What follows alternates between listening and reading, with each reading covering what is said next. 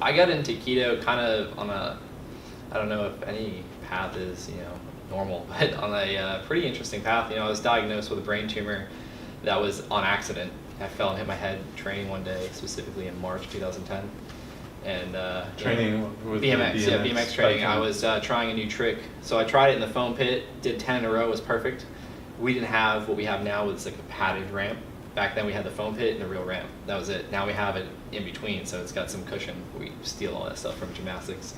But tried it on the real ramp, felt real confident, and it was a smaller, like a foot smaller, so I rotated harder to do the trick. Over-rotated, fell, hit my head, got to get a concussion, had to get an MRI. And leading up to that point, about a year, I'd gone to the emergency room, urgent care, multiple times of these debilitating migraines, so you're having headaches, vision loss, throwing up. Oh no. But what was interesting was when I was younger, my mom said I went through migraines and headaches quite a bit, like 3rd or 4th grade, I believe. And I remember them, bury my head in the pillow. I'd get sick, I'd feel better sometimes, but sometimes I just kind of cry myself to sleep. And so I thought that they were coming back. Every time I went to the doctor's office, I was asking, hey, should we get an x-ray, CAT scan, MRI? No, you're young, you're only 21. You're in shape, blood work checks out, here's some pain pills, you don't need a scan, you just have headaches. A lot of people have headaches. Manage them with this. So I did that for a while, and I actually didn't take the meds just because my stomach doesn't do well with them, so I throw up. But the last time I went in there, it was that bad that I took them. And actually, it was the first time projectile vomited in the car, so that was interesting. Yeah. Got on the side of the road. This was the first time I ever thought I was literally dying because I was throwing up so much, blood started coming out, very, very dark red blood. I thought I was dead. And so that was leading up to the point where I hit my head, went in for an MRI to check it out. They came back and told me they found a large, very large mass taking over the left side of my brain, and that was the day I was told that I may die. And that's what sparked this journey of holistic health and the passion for it. And it was more fear-based, like how maybe this happened because of the way I was living my life, and then how can I prevent it from coming back? Ironically, 2 years later, 2 areas grew back because of the complications. The original surgery was taking up, the tumor was taking up it's like space around the main artery and my optic nerve. So Dr. Alan Friedman at Duke didn't want to hurt those, and so he said it could have just been residual cell growth coming back, nothing to worry about, let's just look at radiation. So I took to Dr. Google, found gamma knife radio treatment, went through that, shrunk for 2 years, 4 years now. But along that recovery, I got super interested in holistic health. Just what can I do to prevent this? What can I eat? How can I think? How can I move? And one thing led to another, and I just came across different, resources and information. Went through a, health coaching program, and it wasn't until I got into Dr. Perlmutter's work, which led me to David Perlmutter. Yeah, Dr. David Perlmutter. Grain Brain. Grain Brain. I actually read that in 2013, and that book changed my life because, my focus was how can I take care of my brain. And so a friend of mine gave me that book, and just the things I was learning about blood sugar and grains, and it doesn't matter if it's organic or not, like sugar.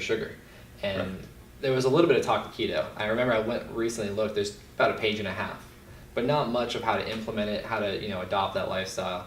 And so I was low carb, high fat for a good while, and started making more changes. Was still, drinking alcohol, even though I cut out sugar, I was still drinking alcohol occasionally and doing a lot of things that now I don't do, and you learn as you go. But that was 2013, I read his book, and then later on I went through the health coaching program, got introduced to a person named Mark Sisson and Gary Taubes, learned even more about sugar and blood sugar and high fat, low carb. And then along the way, I kept learning with different people and learning more about the ketogenic diet. And then it wasn't until February 2017, a routine scan at Duke showed 2 new masses on the opposite side of my brain now had grown, so a total of 4. And although gamma knife shrunk the original 2 regrowths for about 4 years, they're stable now, those 2 additional ones popped up. And they told me a biopsy is the only way to know, but we think you have what's called neurofibromatosis. So they said it's a genetic disorder that creates brain and spinal cord tumors. Something totally different than... Yeah. What was the original tumor type, do you know? They're meningiomas. Okay. They're said to be benign. So my understanding of cancer versus benign, I still need to learn more because now I have 4. So benign means it won't spread somewhere else. To other parts of your body? Right, it won't metastasize or spread. Okay. Malignant means that it's more will grow faster and has the tendency to spread somewhere else. So if you have a benign tumor removed, the chances of it coming back are much less likely. Okay, so then it came back in two areas and then two on the opposite side. So I don't know, they told me, they think it's a genetic disorder. Luckily, this is something I love saying because people's reaction is funny, but I'm like, luckily I don't have spinal cord tumors, just brain tumors. People kind of wrap their mind around that perspective. So did you read that the keto diet might be good for cancer? Is that how you got into this, or brain cancers, or what? I'm just curious how you entered into this, into the keto world. Yeah, exactly. I learned, the ketogenic diet may help certain cancers, certain tumors. It's anti-inflammatory. There's an epigenetic response, which I have a brief understanding of that. So when they said it's a genetic disorder, tumors, I put a bunch of these things together, and that diagnosis was the third diagnosis. But that's when I put the diet into my lifestyle and I became passionate about it and committed to it. And so with the tumors I live with not being cancerous, them being technically benign, I don't know what was the cause of that. A year later, follow-up MRI showed no progression. So who knows? But from my understanding of everything I could be doing to reduce inflammation, at least, and all the different things like oxidative stress and cell division, like putting all these pieces together. From my understanding, I was like, oh, maybe that's what did it. And so I become passionate about continuing with that lifestyle. And so Tom Seyfried is a biologist who wrote a book about this thick called Cancer as a Metabolic Disease. Mm-hmm. And in there he relearned what was thought to be true 100 years ago, which that cancer relies on glucose use. So we know now that some cancers do, some don't. Mm-hmm. But some tumors, whether even benign or malignant, might prefer glucose for their fuel. Mm-hmm. And so the idea is to starve the cancer or reduce the growth by not eating so much sugar, and starches get digested to sugar, that sort of thing. The science in animal models, the University of South Florida in Tampa, Don D'Agostino and that group, in animals like mice, if you do the keto diet and use hyperbaric oxygen together, there seems to be a synergistic effect against the tumor growth. Mm-hmm. What's interesting, people come to me all the time I have cancer, I want to do the keto diet, and I will say that I think anyone can do the keto diet. It's healthy eating. Mm-hmm. I mean, I eat this way, but I won't guarantee or put any claims that it's going to help the cancer yet, just because the studies haven't been done in people. Yeah, of course. But now so I'm in the medical world, and I have to wait until certain studies are done. I wonder, from your perspective, you must have thought, well, gosh, I'll at least try it, or what? There's no guarantee that it's going to help, but what's your thought process in continuing to do the keto diet? So it's just, it's a choice that we have, and I'd rather not go through drugs or surgeries, and so just, what we've been learning. But there's no guarantee that it's going to help, yeah, right? So it's just, to me, it's the only option is to give it an effort and give it a try. And so they haven't talked about surgery and radiation again? Well, they suggested, gamma knife would be an option, but that we would assess it after that 1 year follow-up. So that 1 year follow-up showed no progression. But ironically, I implemented the ketogenic diet at that same time. So to know what really did it, or if they just stopped, who knows? And who cares? Yeah, right? It doesn't matter to me. And so by sharing, though, with other people, the ketogenic diet and coaching them through the process, I've had, one of my clients just got off his, I think it was metformin, he just got off a couple weeks ago, and is now getting ketone readings, and he's removing weight, feeling energized, doing intermittent fasting, and no problems. So this, your experience has led you to now coach other people in how to do it. Yeah, I've been so it started with sharing my story just in general of, back in 2010, overcoming the brain tumor, specifically the BMX community.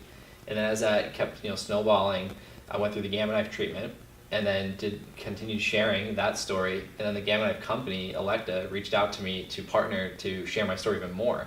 And so along the way, I gained a lot of mainstream coverage, which I never imagined would be a thing. Like I did an article for GQ and People specifically about my diet and the brain tumor experience in BMX. And then so I kept sharing, and then people would reach out, like, can you help me? Like, what should I do? And at first I'd go read some books, here's some great ones to check out. give him some advice, and then I went through the health coaching certification program, and that was my way of learning in a structured format, which ironically the first thing they said to us is, we're going to throw so many conflicting things at you because we want to teach you how to think, not what to think. And so I get frustrated away, but after I learned more and more, it just made sense. But then it was also a way to share the information with others. At the time, I was reading articles that were from credible doctors, studies, all this and that, but I was just sharing what the, long story short part of it was, and then people would say, how does that work? I didn't know. I just was like, so I got like a lot of people attacked me verbally or, written on social media and stuff, and it just kind of frustrated me. I was like, I'm, kind of a nerd myself. I love learning how things work, so why not learn more? So I continue learning more, and then, more and more people were reaching out. Hey, can you help me? So yeah, sure. That's fantastic. So now that you're coaching other people on how to do it, is it hard to be a coach? Is it hard to help people? No, it's just great. intuitive, like I love sharing, I love helping, so it just fits, and then the more I learn, the more I have to offer, and the more I experience myself, and yeah, it's just great, and it's fulfilling because it's led me from my passion for BMX and like a dream to become a professional athlete, and then now these circumstances I've gone through, it's like, what do I want to do with the rest of my life? I can't ride forever, and I can't make money at riding forever. I need to provide, so what better way than helping people? So it just makes sense. That's great. So the doctors you were introduced to at Duke, the neurosurgeons, they're on the other side of the campus where I work. So we don't talk a lot. Yeah. I'm curious to know what Dr. Friedman thinks about the keto diet these days. Does he know anything about it, I wonder? I actually haven't talked to him in a couple of months now. It was just, some checkup stuff about MRIs, and I asked him for imaging and stuff like that. But I remember, do. Yeah, I want to, because I remember it was about 2013. It was after I went through Gamma Knife. I think it was 2013 or 14 when I learned about Mark Hyman, and like he had a book called The Blood Sugar Solution, I think, and like I started learning more about certain tumors having insulin receptors on them to allow them to grow, and I asked Dr. Friedman, like, hey, what do you know about this? And he's like, that's an interesting area, there's a lot to learn, and some tumors have that, but yours doesn't. And I was like, okay, and then that was it. And then so it'd be interesting to share the keto diet with him now and see what he thinks. But yeah. Well, it's interesting how even some surgeons are more open to the diet than medical doctors. So my background is in internal medicine and obesity medicine, and I get a lot of referrals from orthopedic surgeons, from heart doctors actually, who have to do heart surgery. So the surgeons in my mind, seem to be a little more open to changing the nutrition. Well, I wonder if it's because they don't think it matters, or they think it might not be powerful. But as you know now, changing the food can be quite powerful. Yeah, no. So when I went through ACL surgery in 2015, I didn't know I was following a ketogenic diet. I was already low carb, high fat, but I was like, backing up before that, I went through a depressed phase where I was just scared of anything that was a vegetable, carbohydrate, because to me I didn't know the difference between added sugar and then starches and carbohydrates from vegetables, so I thought everything turns to sugar. So I lost like 30 pounds like unhealthily, and I felt bad, and I was in this weird state. But that's when I started to learn more after that, like, oh, so eating broccoli, even though it is a carbohydrate, it does turn to sugar eventually, like, it's not bad, like, but other starches and stuff like that. So as I learned more, when I had to get reconstructive surgery on my knee for ACL and a whole other bunch of junk, I was like, okay, well, inflammation is a huge aspect of a recovery and surgery in general. I was fortunate enough to do 2 months of prehab for the surgery before to get my leg muscle built up to not lose too much muscle, but at the same time I was like, no sugar, no berries, no fruits of any kind, no alcohol, no grains, like just lots of fat, and then we'll figure out my protein as I go. And because of doing that, I don't remember exactly what I was doing macro-wise, so I don't know, I wasn't testing, so I don't know if I was in ketosis, but the outcome of that surgery was half as swollen as the typical person that comes out. That's what no they pain told meds you. were needed after that, yeah. And no pain meds. They were amazed with Fantastic. how much swelling I didn't have. So I hear that frequently from my patients who go through operations. The surgeons usually say that is a speedy recovery time, which we think is less inflammation, having adequate and good protein sources going into it. That's fantastic. I was stoked. Well, thank you so much for letting us know your story, and I wish the best for you.